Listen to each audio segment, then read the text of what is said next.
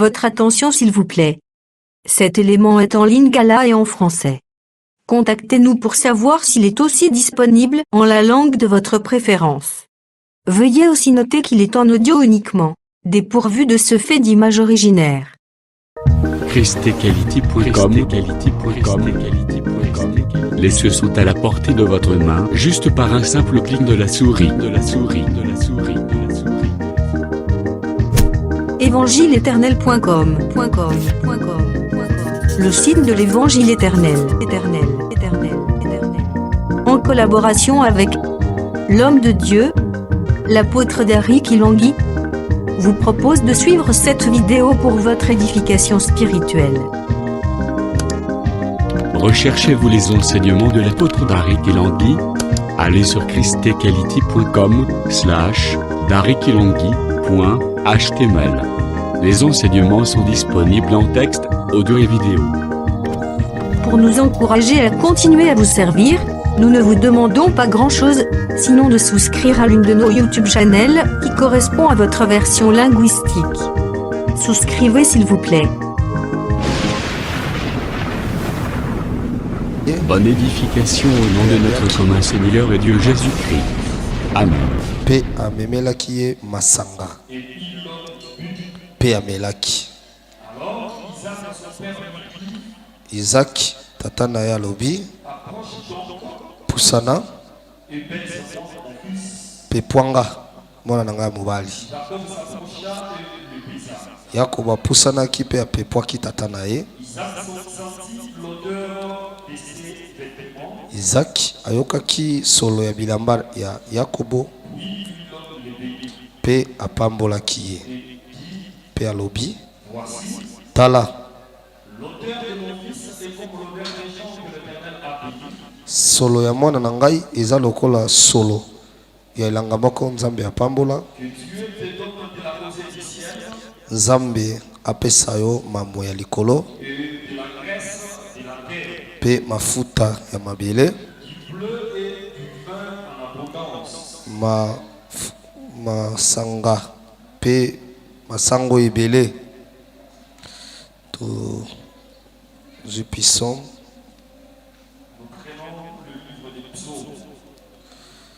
Psaume chapitre 104.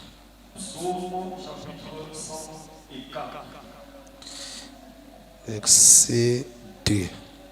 Le verset 2. Il leur semblera de lumière comme des manteaux. Amisi paka pole lokola kazaka. Il leur étend le cieux comme un papier. Tosuki wana tozwi proverbe. Non. Proverbe chapitre na yango 27. Proverbe chapitre 27. Verset 6. Le verset 6. Verset 26. Le verset 26. Proverbe 27, le verset 26. Les agneaux sont pour tes petits. Bana pate baza pona kolatisa yo.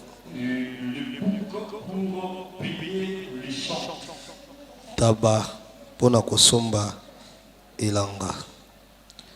Nasukisi na Genèse chapitre 3 verset 21. Genèse chapitre 3 verset 21. L'Éternel Dieu fit à Adam et à sa femme des habits de peau.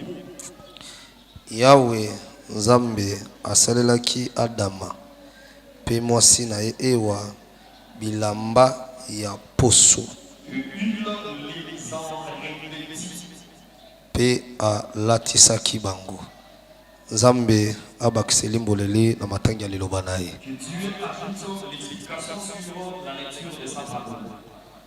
Nzambe apambola boyoki ya moko na moko. Tozoloba ni bato bazotalaka biso boye na bi Nzambe apambola boyoki ya moko na moko. Na église bazalaka distraité. Église il faut uzalaka concentré. Na makambo mote ya zoloba. Soko za concentré te. Oko sosola maliloba nzambe te. Pe orobikela nguya nzambe te o ezala kacha liloba. L'église du Seigneur ezaka lokola piscine ya Betsaïda. Piscine ya Betsaïda. Soki oza distrait obikate. Parce que Bible bezaki na moi j'azai kokita les temps en temps. Parce que la Bible dit que l'ange descendait périodiquement pour na koningisa mai. Pour agiter l'eau. Soki ange ningisi mai. Une fois que l'ange agite l'eau, moto akokwea moto liboso. C'est lui qui se jette sur le premier. Arobika. C'est que ngolo ba que soko za distrait na piscine na Betsaïda. C'est là veut dire que si tu es distrait dans la piscine de Betsaïda. Obikate. Il faut la mouvement ya mai. Oh, piscine à Betsaïda, c'est l'église. Soko y a une église, mi bosana. Kola pambola biso. Ba problème ne soko zanango. Outi mosala, outi mbongote, outi koteka, outeki malamu te, outi ndaku, outi kutena ba problème. Mais tant que vous êtes ensemble, mi bosana, makanisi na yo, miso na yo, ils allaient fixer vers l'homme de Dieu, vers la parole. Kola pambo la biso, malobo makamunazo loba, ils allaient loba ensemble. Il faut regarder na bino. Ils allaient fixer vers moi.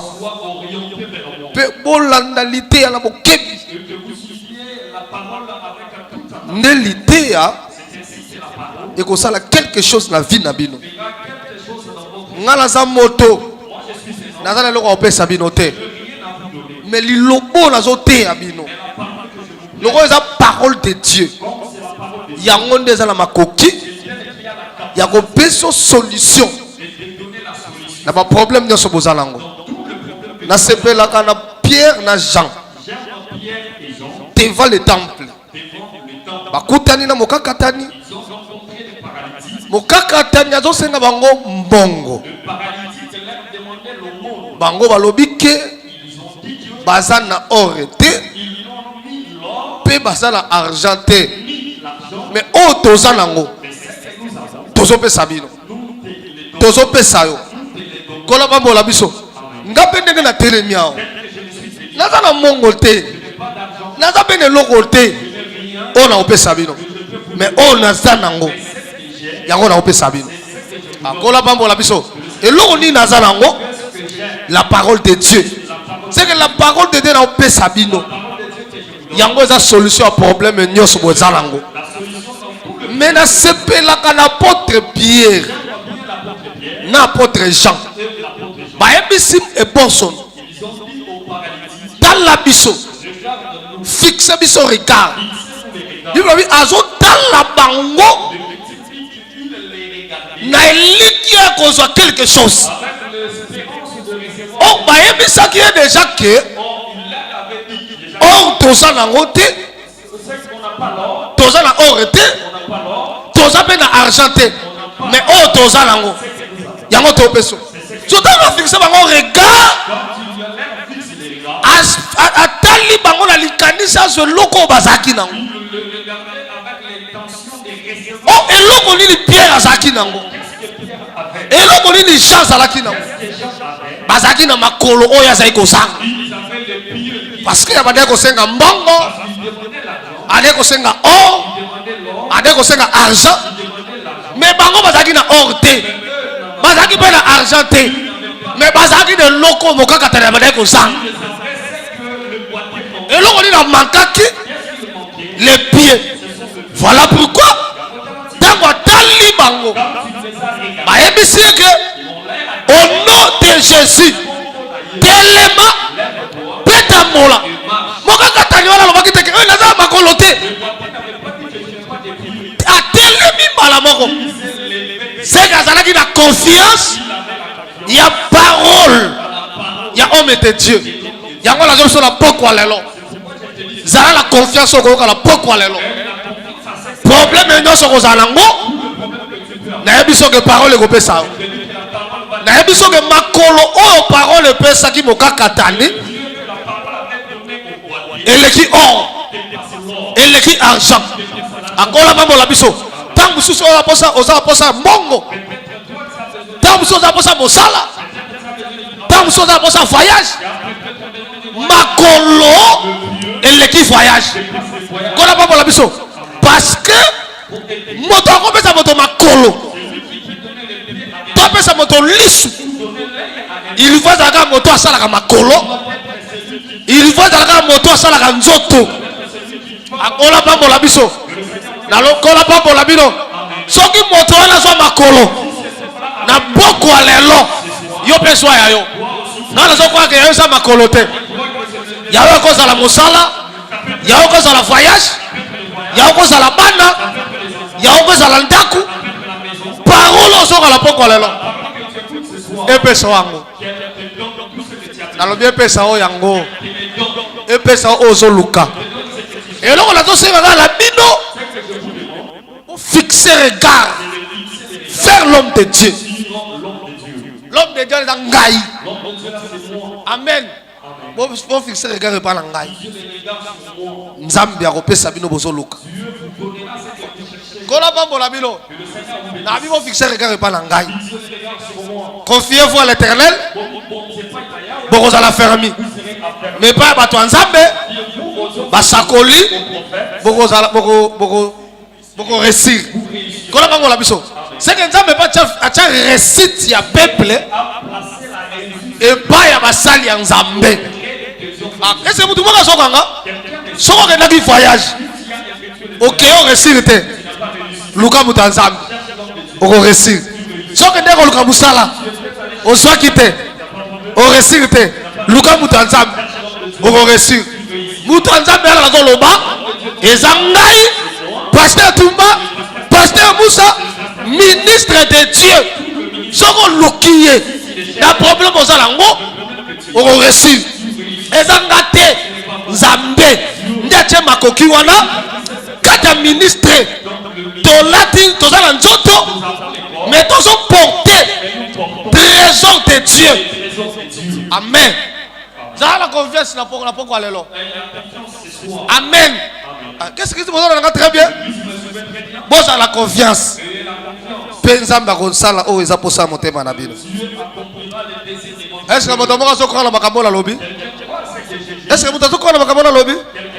Soko sokora bongo. Obete likolo maboko makasi. Batebele bazo réussir na vite. Parce que bazo saboter basali en nzambe. Bato baluka ka musali en nzambe soka koyi na commerce. Soki balongoli musala. Tango libale kufi ndaluki musala en nzambe. Mais tango azana musala akoluka musala nzambe te. Tango azana ba problème ndaluki musali en nzambe. Mwana nzambe azaka bongo te. Na makambo nyoso faut boluka musali en nzambe pour réussir. Que le Seigneur vous bénisse. Même liloba moko ya musali en nzambe. Likolo na yo. Eza bénédiction monene. Est-ce que basat boni mo comme na loba? Liloba ka moko ya musali en nzambe liko. Eza na influence makasi. Nzambe nanga apambola bino. Tozo continuer na ba exhortation na biso. O tozo tambola na ngo. Sur la bénédiction prophétique. Il y a Esaü, puis il y a Jacob. To komi tellement musika. Lobi na lobela ki ba poso ya taba. Lelo na zolo bela les plus beaux vêtements. Mata eza mokuse. Le temps nous est imparti. Na so kangisa makambo. Je suis en train de condenser les choses. Parce que jusque là, Pour que techniquement ça s'aille. non na lobeli bénédiction te. Je n'ai pas encore parlé sur la bénédiction. Avec kosimba biloko ezotinda Jacob akende kopambwa. J'ai des choses qui envoyaient Jacob vers la bénédiction. Bandai koloba ke Je disais Dieu, soki mama si la maman a transformé Jacob te n'a pas transformé Jacob a Esaü pour que Dieu vienne à Esaü, alingaki apambwama te. il n'allait pas être béni. C'est que ça n'attend. Il y a des temps, Maman azosala mosala la maman travaille, a transformé Jacob elle transforme Jacob à Esaü. Or Esaü azalaki premier né. Que le Seigneur vous bénisse. Ça me l'a pambola bino. Jacob azalaki Esaü azalaki premier né. Si maman azalaki na mosala La maman avait pour travail ya kokomisa Jacob devenir Jacob, premier né. Akoma comme Esaü. qui le devienne comme Esaü. Kola pambola biso. Kola pambola biso.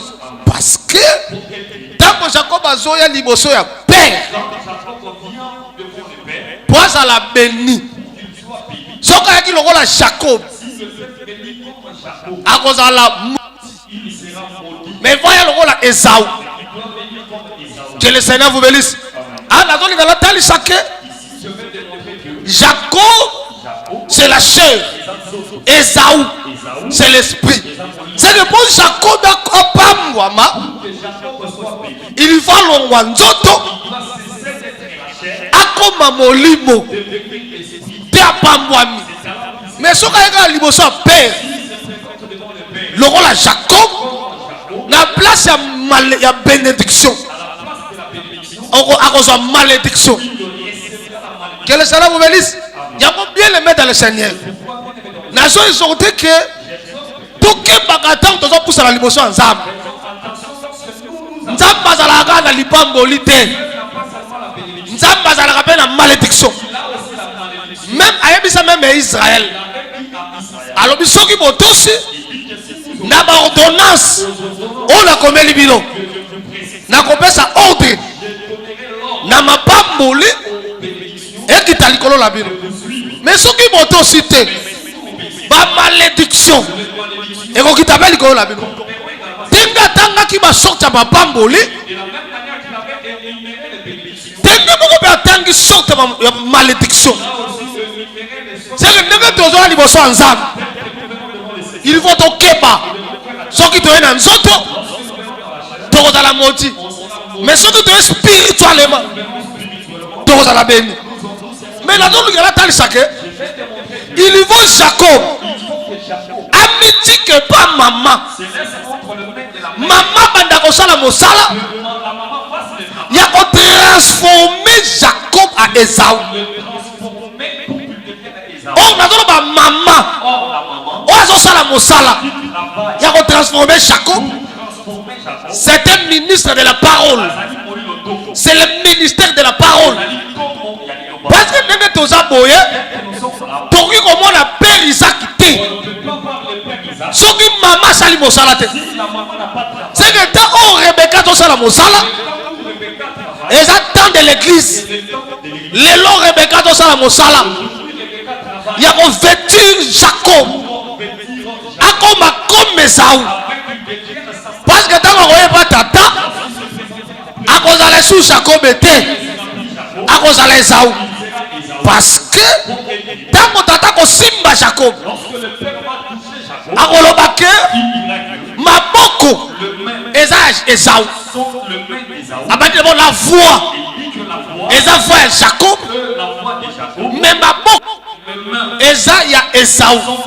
So Bible bakisi na se ke maboko ya Jacob ekomaki veli lokola maboko ya Esaü. C'est que Jacob azalaki comme Esaü, azalaki Esaü te. Esaü azalaki, mais Jacob est devenu comme Esaü. Oh, Esaü, c'est le Seigneur Jésus-Christ. Pour biso to mona tata, il faut to comme Jésus. Comment Jésus. Kola bambola biso. Anzaba bambola biso. Il faut donc comme lokola Jésus. Demande de venir comme Jésus. Na monde yango pe. J'ai également vu. Parce que maman moko asalaki mosala. Maman avait effectué le travail Ya ko transformer de transformer. Jacob akoma Esau. Okomona ke mukolo bakangaki Jésus. Le jour qu'on avait arrêté Jésus. Mwasi moko atali Pierre. Alobi lolenge na yo. Elle dit que ta manière ezolakisa ke accuse ozalaki na moto wana. tu étais avec ce Sekretari azali kotala Pierre lorsqu'elle regardait Pierre, abandaki komona lolenge ya Jésus. elle voyait la manière de Jésus. En d'autres termes, amonaki Pierre Elle avait vu Pierre comme Jésus. pour la Jésus. Nzamba bambola bino. Amen. Nzamba bambola bino. Amen. Eza musala au ministère tosala lelo. Le travail que le ministère effectue aujourd'hui, Tokoma ndenge moko la Christ. que nous devenions comme Christ. Po tomona le Père. Nous voyons le Père, Tozala béni. que nous soyons bénis. Qui est le bénédiction nazobenga ngo sali. La bénédiction que j'appelle le salut. Que le Seigneur vous bénisse. Amen. Nzamba bambola biso. Est-ce que betela kolo maboko?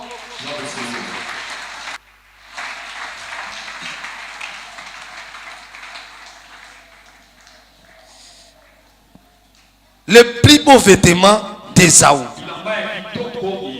Eza côté. Pas un vêtement. Eza bilamba. Le vêtement. Balatisaki nde bilamba ebele. On avait vêtu beaucoup de vêtements. Pour que ne pas tata. Pour qu'il parte, Remarquez. la Bible lobi ke aye na bala tabami bale ya kitoko. il a apporté des bons chez Mama lambi yango. La maman les a préparés. Tenge lingaka. Le père aime. Na ko insister bisika wala. Insisterait là-dessus. Peut-être le dimanche. Peut-être le dimanche. Parce que pour lui pamboli ezala, Pour qu'il y ait la bénédiction, il faut pas lamba biloko. on doit préparer Ndenge tata lingaka. comment le père Yango soko za mama. si tu es une maman. Lambaka ndenge tata lingaka. Pas comment le père Mwasi ya libala une femme en mari. aseplisaka bana te. Ne prépare les enfants. Babaki yo On t'avait épousé. po aseplisa bana te. Pour plaire aux enfants, Mwasi babalaka ye on épouse la femme. po aseplisa mobali oyo abali ye. À l'homme qui l'a aimé. Naleki na ngai kola biso alambi Elle a préparé, apesi Jacob elle a donné à Jacob. azwi poso ataba Elle a pris la peau de bouchère. alatisi Jacob na maboko Elle a vêtu Jacob entre les mains. mpe na kingo Sur les coups. ake na bilamba Esau Elle allait dans le vêtement des enfants. akomi bisika Esau atiaka bilamba Elle a où les enfants et les enfants. azwi d'abord babi bilamba Esau. Elle a pris le vêtement des enfants. So Bible souligne na se La Bible souligne en bas.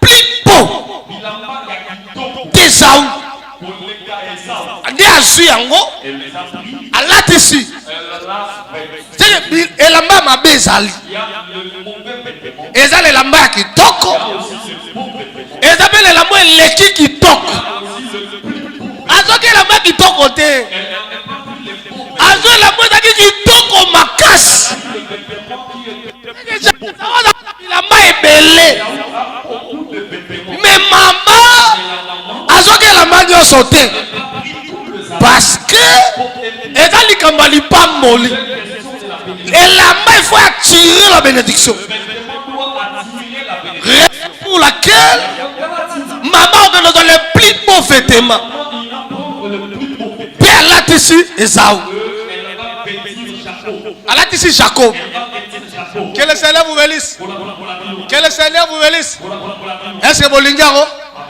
nabi bolingi yango obete na kolo maboko makasi makambo ya boye boye bango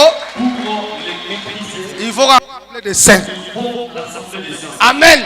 Bato bakolaka elamba Esau elamba mais elamba Esau le plus beau vêtement ya Esau na kati ya Bible ebombi elimboleli avant la mema bino na mipepe Avant de vous amener dans le désert, nazomema bino d'abord l'écriture. vous amène d'abord dans l'église. Le plus beau vêtement d'Esau c'est quoi? Po toyeba bilamba kitoko ya Esau il faut toyeba nano Esau. Esau aza nani? Mais landa, Jacob, azo que n'est pas tata. Non, que n'est pas tata. Alati bilamba Esaou. Que le Seigneur vous bénisse. À part bilamba Esaou, alati poswa taba. Na maboko na ye. C'est que na maboko à Jacob, eza poswa taba. Taba kufi, mais poso na ye. Et déjà Esaou alati, Jacob alati na maboko. Kola pambo la biso. Nzaba pambo la biso. Na Bible, poswa nyama. Ezalaka elamba. Kola pambo la biso. Pourquoi? Parce que Bible lobi que Nzambe asalelaki Adam na Eve bilamba ya poswa nyama. Azeke poswa nyama ezalaka bilamba. Siko Esaou Jacob na maboko alataki poswa nyama. Siko poswa nyama wala ezalaki nde lamba. Jacob alataki. Jacob azoya pa atata. Atata wabise pusana nanu. Na simba yo. Jacob a pusani. Bible lobi ke Isaac asimbi Jacob na maboko. Akoloba boye. La voix, c'est la voix de Jacob. Mais les mains, c'est les mains d'Esaou. Anzaba babo la biso. Tata asimbi nini na maboko ya Jacob? Asimbi poso ya taba na maboko ya Jacob. C'est que tango asimbi maboko ya Jacob, tata no ba ke asimbi maboko ya Esaou. Oh maboko ya Esaou. C'est que tu comprendre que tabo ya kufi. Oh Jacob alati la main na maboko. En réalité, c'est le poisson-nyamo à Koufi. C'est le plus beau vêtement d'Esaou. Yamo moni Adam na jardin d'Éden. Alataki gloire en Zambé. Tango a péché, gloire tikiye. Akeluka vêtement. Oh ezalaki ataki to côté. Oh vêtement ezalaki to côté. Ezalaki nde ba feuille de figue. Kola pa la biso. Nde alataki. Mais tango Nzambe aye. Lokola Nzambe azaka le véritable Rebecca. Akoti kayete na bilamba zaki nango. Akolongola ba feuille de figue. Akolatisa po animal. Poso nyama nini Nzambe alatisa Adam. Nzambe alatisaki Adam poso ya agneau. Parce que Bible lobi boye les agneaux baza pour la kolatisa. Mais tabac aza pour payer les champs. C'est que bon Nzambe alatisa Adam. Alatisa la poso agneau. Ah nana moni agneau. Est-ce que basa tu moni agneau? Oh alatisaki Adam. C'est le même agneau. Oh Jean-Baptiste a molaki. Parce que Jean-Baptiste a moli agneau. Alors voici l'agneau qui ôte les péchés. Ah, c'est quoi qui est agneau? Et c'est là que va le rouler là-bas. L'humanité. Oh, c'est Adam. Alata. Ah, nous avons pas la bilo. Que le Seigneur vous bénisse. Que le Seigneur vous bénisse. C'est ah, la telle c'est déjà que Esaou. Le rôle du Seigneur Jésus. Véritable animal. Oh, animal qui a koufa. Pour bisoto soit fêtement. Oui, comme bisoto na lipamboli. Que le Seigneur vous bénisse. Na lingla matesu momoke. Nani yango Esaou? Esaou, c'est Dieu. La scandalisé bilo. La scandalisé bilo. Esaou est Nzambe. Amen. Nzambe. Azaka la bilambe belé. Amen. Mais pour la likameta il pamboli. Azala le plus beau vêtement. Oh so que la tiango. Et c'est la pambo yango batu. Kene sala vous bénisse.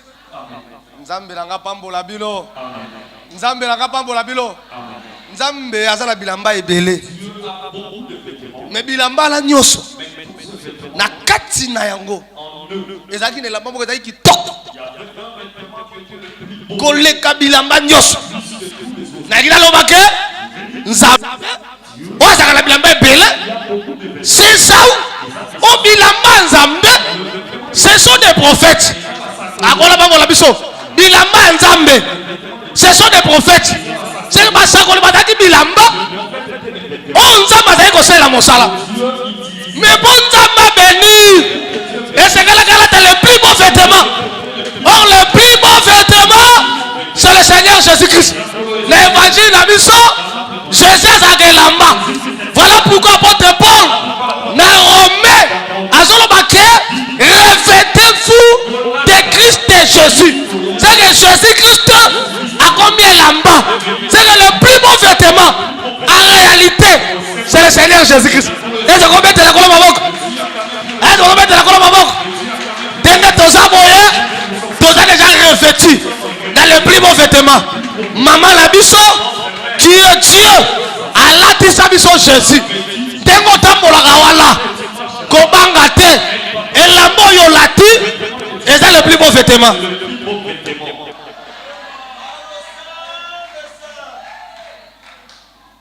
Nzapa pambola bilo et la moyo lati et c'est le plus beau vêtement. Penga la biso le roi lati Jésus. Opambwami. Nzamba pambola bino. Le roi lati Jésus opambwami. Yezo za bilamba.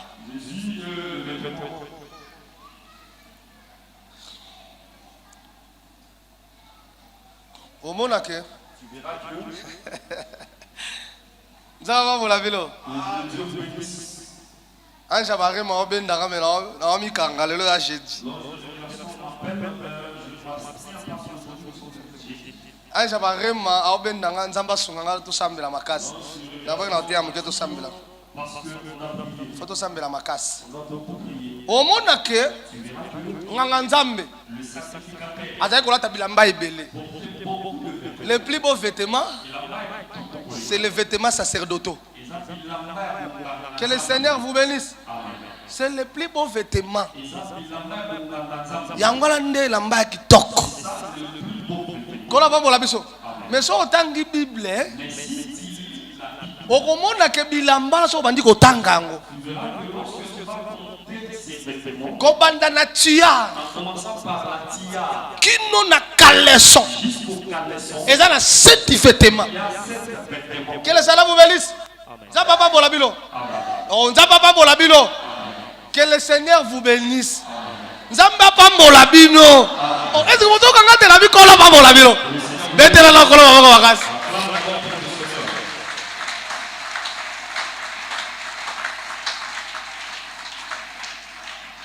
C'est nganga nzambe. Alati bilamba ebele. Mais bilamba ezaki kitoko. C'est que le plus beau vêtement, c'est le vêtement sacerdotaux. Mais bilamba les alaki 7. Et donc 7 vêtements. On manganza va décollate. On les 7 vêtements. Zambazolo bana hébreu. Création. Et qu'on les canyoso. Loko la vêtement moko. C'est que 7 vêtements. Et sa création. Azaba molabino. C'est que ma création. Et ça dit même la monza mais à l'attaque. Oh, 7 jours de la création. Et dans motomoko. Parce que l'évangile a biso. Motomoko. Atakapé 7. Est-ce que vous avez l'évangile éternel. Motomoko. Ataka 7. Parce que Anne aboti Samuel azolobake stérile aboti 7 fois. C'est que Samuel est moko égale 7 fils. Or 7 fils égale Samuel. Akola bambola biso. C'est que 7 jours à création. 7 vêtements égale motomoko. C'est le Seigneur Jésus. C'est que les vêtements sacerdotaux. On est dans les plus beaux vêtements. On a à l'attaque. En réalité, c'est le Seigneur Jésus. Mais gloire à Dieu. Parce que la tango leki, motomoko banda ko la tango. ezalaki homme saint moto bakoma lelongi na ye sainteté à l'éternel. Mais ntango Jésus aye alobi boye nasali bino royaume des sacrificateurs. C'est que les vêtements sacerdotaux oyo ezalaki mpo na souverain sacrificateur ekomi mpo na biso nyonso akola mpo na biso. Nangi naloba nini? Nangi naloba ke Jésus Christ oyo ezalaki elamba kaka mpo na Nzambe lelo akomi elamba na biso nyonso. Biso mpe tozolata Jésus. Okotuna ngai me nga na sacerdoce nasalaka nini? Biso nyonso tozoservir Nzambe na sacerdoce ya Christ. Akola mpo na biso meme ndenge osambelaka kaka ndenge okoti alo osambela me eza mosala monganga. Soki otunisa priere eza nini? Azo priere eza parfait oyo tosakrifierai mpa Nzambe. Seke ndenge tosambelaka tozalaka banganga Nzambe tozoofrire mpa Nzambe baparfait na biso oyo eza priere. Mais nayebisi bino ke mpo moto asakrifie il va la telamba sacerdoto. Et l'amba sacerdoto c'est le Seigneur Jésus-Christ. Nangi naloba boye soko lingo sambela soko za sans Jésus prière wa ça va, ça va. Zamba za lokumu les plus beaux vêtements. Moi bato bayemba na bilamba na Nzambe ceinture pe za vêtements. Dans le vêtement sacerdotal, la ceinture aussi parmi. Kola ba biso. Na Bible ceinture eza vêtements. Dans la Bible, la ceinture est un vêtement. So bato bayemba ka ke. Les gens chantent que Kolo azalata mokaba na lata ye na loketo nanga. Omoni ko saka koyeba. voyez le manque de Bayebi te bazoloba ke Seigneur azalata mokaba balata na loketo. Oh pour la biso c'était Seigneur azala déjà mokaba. Déjà tolata ke na loketo la biso. C'est que bango baye bazala ceinture te. Akola bango la biso. Yango moni bazo ba ke soki kola za la ceinture. Mbe balinga balata. Eza kozanga koyeba makasi. Soko tuni apôtre Paul. Ceinture ezaka nini? Ba ko ayebisa biso ke ceinture eza vérité. Oh na moni sur la terre. Abi je suis la vie, le chemin et la vérité. Asaki yeba ko lobaki ke naza ceinture. Yango mole pa la biso to manka ceinture te. Ceinture eza kate la biso. Ah kola ba bola bino. Je me comprends les gars. Ceinture c'est la vérité. Amen. Ceinture c'est la vérité. Mais la vérité c'est quoi? Oh mais ça c'est on va assembler de saints. C'est pour solo les animes. Ceux qui vont solo. Les gens bateau nyonso balobaka. Mais Pilate a tout dans Jésus question sur la vérité. Ngala don di matin moto ako za la gouverneur. Azala illettré. Jamais Pilate intellectuel. Mais Jésus a dit que na mokili na annoncer la vérité. Ba o baza la vérité. Ba koyokanga. Puis si vous voulez attendre Jésus. A tourner. Qu'est-ce que la vérité? Jésus a kangi monoko. Ayeba ki Pilate a la vérité. Parce que Pilate est un groupe de prière. Dans un groupe de prière, vérité santé. Ce qui vous dit la vérité a commis les vrais adorateurs. Parce que Bible le Bible, les vrais adorateurs adoreront le Père à l'esprit et à vérité. Il y a un Nzambe. Après il y a Pilate vérité. Pour aller comme adorateur. Oh gloire à Dieu. Abombe la bisote. Réponse à tout là qui n'a pas Pilate à tout là qui. Et là Pilate a dit Luka. Biso l'assemblée de cette obungi en côté. Frère David, dans Psaume chapitre 60. C'est Psaume chapitre 19, verset 160. Alors que le fondement de ta parole est la vérité.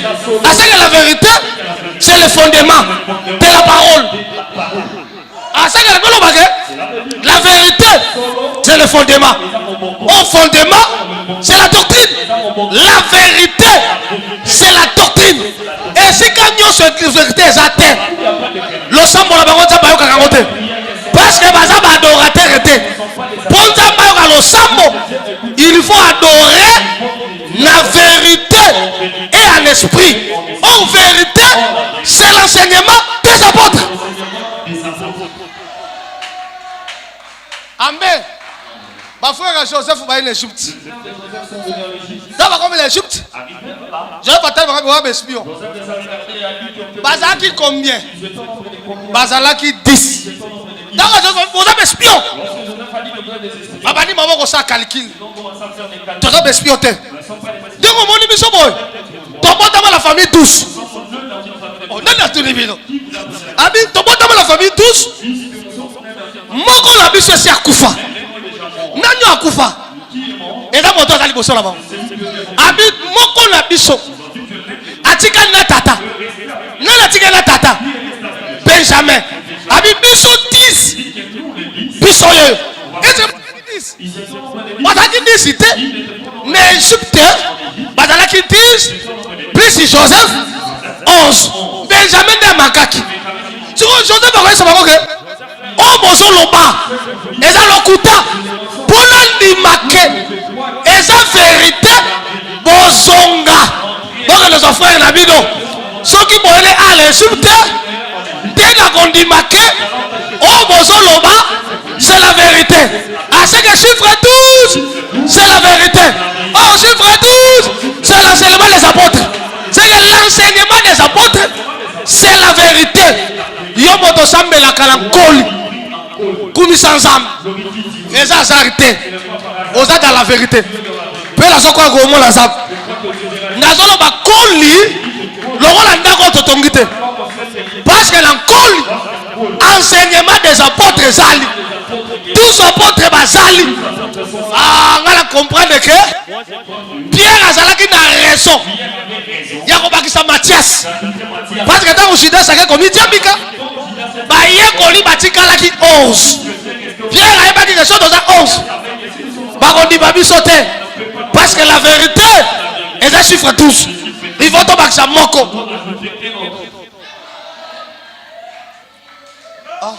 Ah, c'est que le plus beau vêtement, hein, c'est l'enseignement des apôtres. C'était stylé. C'était stylé. Il faut ce qu'on a brodé. Art et artiste. Monter à artiste. Son côté, il faut décorer Jésus dans l'idée. Que les élèves vous bénissent. Monter à cause Jésus. Si on monter à cause Jésus dans le comité des artistes, c'est bon l'ongolaï.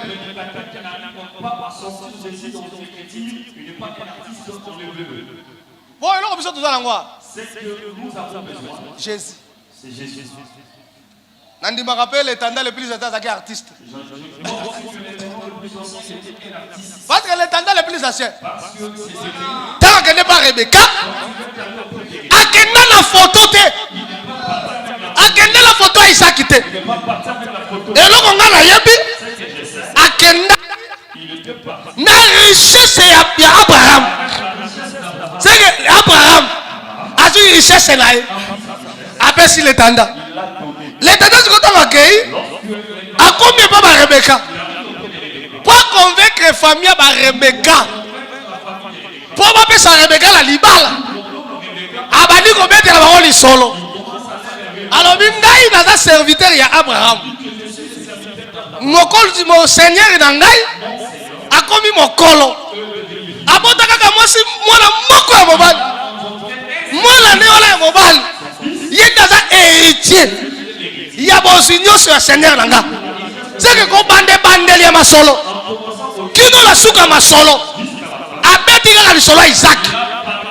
Dans si vous mettez sur Isaac, Rebecca et ma frère ne me tardez boka teninga shute botika ngala kenda aseke lisolo Isaac ne pesi Rebecca posa akendo mona Isaac papa révérend tata pasteur tikila biso masolo pa mabamba betela biso masolo Jésus epesa biso posa totika mokili oyo tokende komona tozala posa na ye eloko tosala biso ke tokende omona ye eza lisolo na ye lisolo ya Jésus c'est l'enseignement motei tozala posa enseignement tozala posa masolo te eloko tozala ngo posa lisolo ya Jésus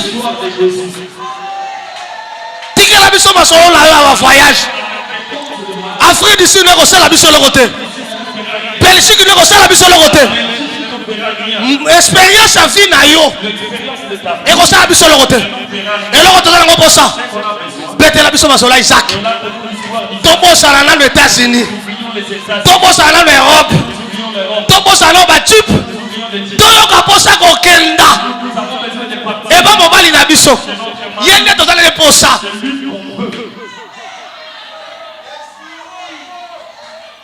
kimia mokonzi ezala bino mbala moko baokenda to baokenda babi bakomi quelque part Isaac atitiki stante ya Sara azobima na champ ntango kaka Rebecca moni Isaac ayebisi l'étendard le plus assez moto obandaki kolobela ngai ye wana amona ye ndenge c'est que l'étendard le plus assez azalaki artiste ntango azalaki koloba azalaki kodécorer Isaac na motema ya Rebecca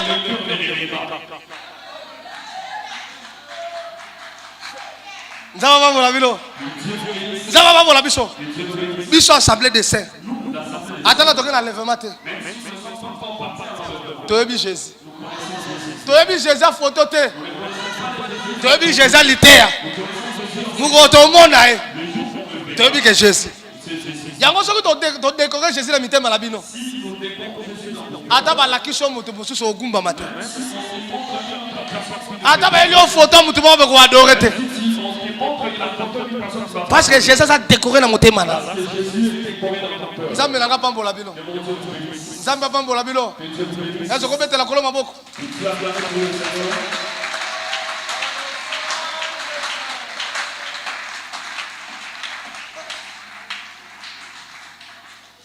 Nasi sato sambela. Pour asukisa. Saou. C'est Dieu. Amen. Les plus beaux vêtements, ils appellent le ministère. Ministère, ils appellent la mba nzambi. Parce que au monde que Joseph na vie na ye mobimba kobanda epa ya tata kino batombole roi na Égypte alata 5 vêtements. Que le Seigneur vous bénisse. Nous allons voir la ville. Alata 5 vêtements. Bon vérifier la Bible. Alata 5 vêtements. Nana ta recité en côté. C'est que pour Joseph a mon pharaon. Il faut maintenant que la tini qui a plusieurs couleurs. Il y a plusieurs couleurs. Et tiki yango. A joué lamba a kepa Potiphar, a joué lamba mususu. Tanga comme pas Potiphar, a ko longole lamba tikelmo sa Potiphar. A okende na prison. A lache lamba mususu. Que le Seigneur vous bénisse. Que le Seigneur vous bénisse. Tango ako zana prison. Ako la telamba prison. So mukolo ba ko bimise la prison. Bible dit akati suki a changé bilamba. Quand on va la biso. On a dit pas pharaon. C'est que a changé bilamba. So tango comme pas pharaon. A interprété songe. Bible dit que pharaon a besoin faire les à latissier. C'est que Joseph n'a fini mon bimba. À la 5 vêtements. Maintenant, Joseph. Nous allons expliquer Joseph. La Bible, on va expliquer Joseph. Joseph va dans la nan. Joseph va dans la prison. Les tendants, pardon, les chansons la panette. Balotin doto. Balabouki la tombe va ça triste. Si Joseph va écouter la bango. Abi pour l'année, il va triste. Si Joseph, ton suite doto. Motoroli mon la biso asate. Ah, bino moye biteke. Nzambe ali mo la bandoto. Ope sanga ndoto na bino. Ngala limbo la bino. Ah, frère Joseph. Mais to moye biso bo ani. Yo ko lobi ke nzambe ali bandoto. So ozolo bali susuke. To pe sayo ndoto. Yo limbo la biso. Asake nzambe ali mo la bandoto. C'est Joseph. La 4 témoins mais l'équipe. C'est que Joseph, on a attaqué 5 vêtements. En réalité, c'est Dieu lui-même. Au moment où on appelle le vrai Joseph, quand on est sur la terre, il est paix. On attaque 5 vêtements. Parce que mon colobakanga Jésus. Lui, il va l'ongoli et bilamba. Basodo va l'ongoli Jésus bilamba. Bakaboli a la 4 parties. C'est que la maman va passer son amour. Et la maman va passer son amour. Et la maman va passer son amour. Et la maman va passer son amour. Et tu as la maman. Et la maman a qui tunique. Et la qui s'accouture. Babi, oh, moi, tu peux pas langue ça. Tu peux ta secret. Oh, on va gagner. Tu es sango. À ce que Jésus, dans la sur la terre, Allah t'a occupé 5 vêtements. Oh, gloire à Dieu. Les 5 vêtements et tu as les soldats.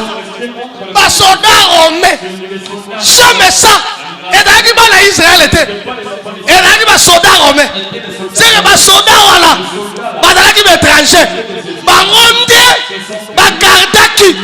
Les vêtements de Jésus-Christ. Oh, les soldats romains, ce sont les ministres de la parole. Parce que Paul a mis Timothée aux un bon soldat de Jésus-Christ. C'est un ministre, c'est un soldat. C'est que les 5 vêtements, c'est le ministère de la parole. Amen. Est-ce que vous voyez les vêtements, les plus beaux vêtements de Dieu, c'est le ministère de la parole. Père Adam Sabino que d'ici comme ministère est allé. Bon, bilamba Jésus. Et ça Moussala. Bilamba Jésus sala Moussala. Na moni na Bible na ngai. Mokolo moko. Batu bake ko so ba malade. Na chaque village. Et pas Jésus. Va supplier Jésus. Va dire Seigneur, permettre ma maladie au nyos. Va si ma lamba na yo. Permettre ma maladie nyos. Va si ma lamba Jésus. Permettre qui guérit. À ce que lamba voilà. Les plus bons vêtements. Et d'ailleurs au bikisa. Ma maladie. Au bilamba voilà. C'est le ministère de la parole. Et bikisa peut moi ça peut être ça. C'est que ministère de la parole.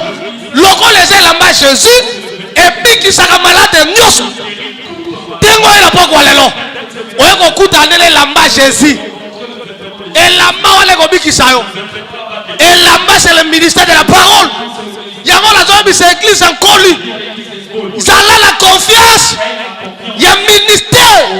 Il y a parole. Et on peut se solution. Jésus a changé à rater. Il n'a pas les péchés à rater.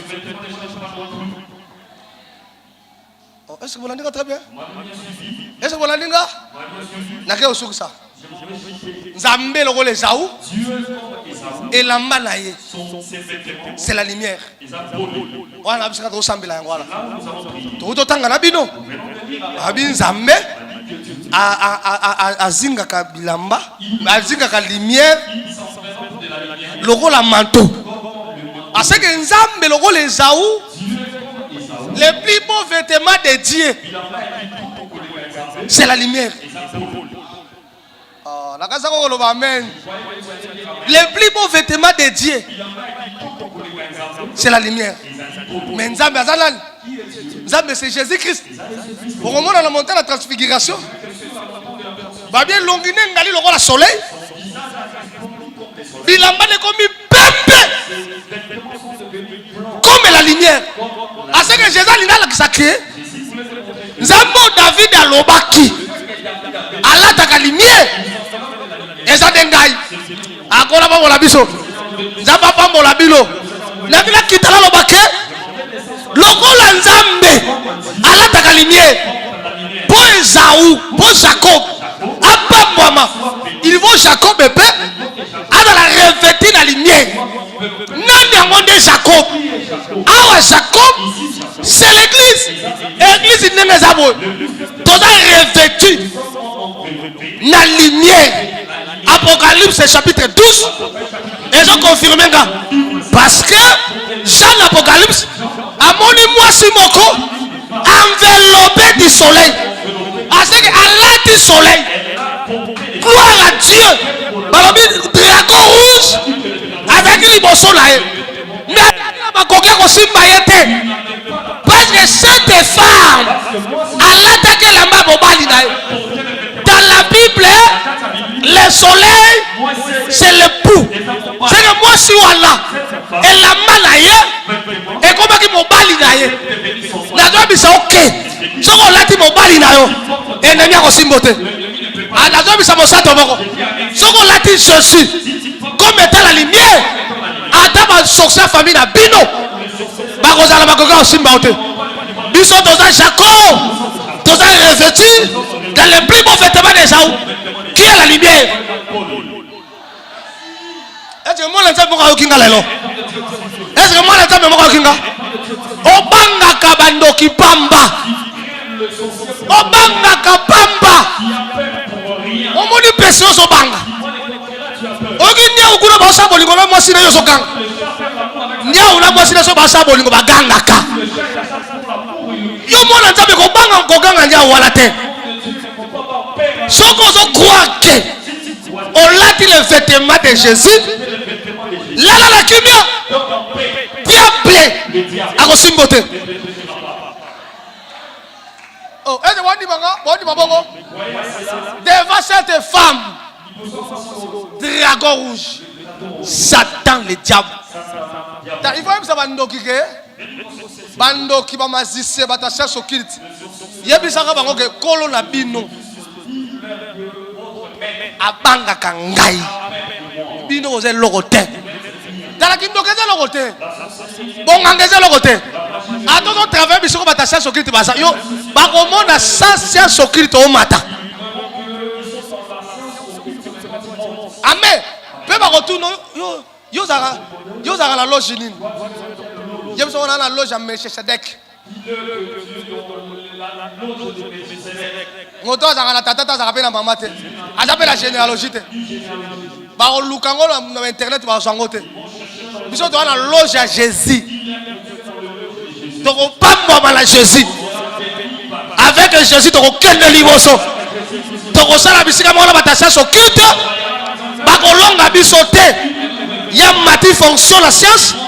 Ngala mati fonction la losambo. Est-ce que moi la table kazokanga? Toko na mokirinde to sabo. To zapela bato akis. Atongi ndako na kodia. Atongi ndako na kis. Mais ngala atongi ndako na losambo. Par la foi la tongi ndako na ngai. Ya za la kis mais ngala za la kontima. Ya za la bazala bonganga za la Jésus. Soko l'a dit Jésus le rôle est lamba. Aux en sécurité. Parce que moto to lati il y a ça mobile na biso. Azo protéger biso. A ko permettre te ata sorcellerie ba yans. Ya ba tete là et retenir vie na yo. Et retenir kobota la yo. Et retenir élévation la yo. Parce que moto et la moto lati et ça mobile na biso. Na soki si bona ko bake. Soki Jésus na lumière. Soko lati Jésus. Ténèbres nyoso. Il va kende. Pas aussi longtemps. Ténèbres et lumière aïe. Ténèbres au vandate. Na lengi na bisa mo la nzambe moko. Kobi tungisa matin. Attendez moi so botate. Kobi tungisa matin. Na ba problème so salango. Ba problème wala. Maladie wala. Eza ténèbres. Le roi des gens lati Jésus. Aza lumière. Ténèbres. Et ko kende yango moko. Nzamba ko chasser yango. Parce que lumière azaka na mosala ya ko chasser ténèbres. Na do ba ténèbres o to mo la butu bo ete.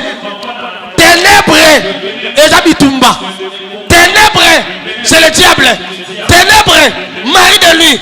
Ténèbres femme de lui. Ténèbres la sorcellerie de ta famille. Au bout de la famille on est dans la ténèbres. Kobanga te. Ola ti lumière. Ténèbres on est ko tika yo. On est la libre. On remonte là. Oui mais question dans la lumière. Partout ba mona. Partout sur Rosala. Tout dans la temps du soir. Ce qui monde moko pela quelque part. Au monango. Surtout biso batamboka. Tant on voyage la masuwa. Ce qui masuwa moko a beti munda ko oh masuwa zoya. C'est que mwinda teza musika. Au monango. Mais ce qui vous donne la lumière. Batolo se ba koyeba yo. Au monde nanga beda so yebala. Ya yebala la ténèbre. Mais yo yebala la pose la lumière. Comme moi la famille na bino koyebala. Nzaba ko tombola yo parce que moto la lumière. Bato nyonso ba mona kai. Ale tombwama. Na lobi tombwama. Le roi de la lumière. O tombwama. Le roi de la lumière. Bato nyonso ba mona yo. Lisolo la yo. Ebeta ma partout. Na denga bien. Ba beta lisolo na denga bien. Amen. Na suki abola lelo. Le roi de la lumière.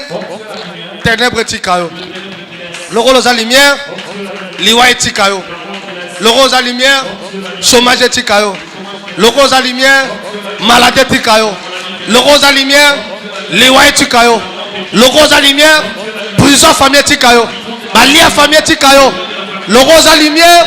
Maladie démoniaque. Et tikayo. Le roi de la lumière. Ténèbres aveuglement. Et tikayo. Le roi de la lumière. Mibala butuba tikayo. Le roi de la lumière. O bala la kombo la yesu. Le roi de la lumière. O bota na kombo la yesu. Le roi de la lumière.